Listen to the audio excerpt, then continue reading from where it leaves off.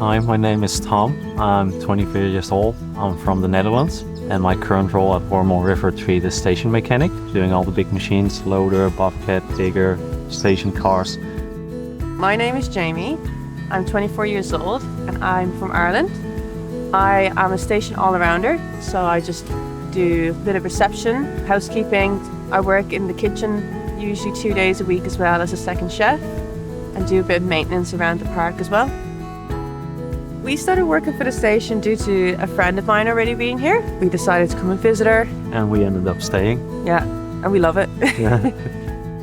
My favourite part of working on the station is learning all of the new skills that I've learned. Now I cook for 200 people a night sometimes. We get 2 days off a week. A lot of the times we'll just go and explore Western Australia. There's so much to see around here. Yeah. It's crazy. Definitely.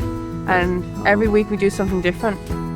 Yeah, we would definitely recommend working on a station in Western Australia. It's a cool experience. It's something unique. A lot of freedom out here as well. It's so relaxing. Nice weather usually all year round. You meet loads of people and make a lot of friends. Friends that you'll probably keep for the rest of your life as well.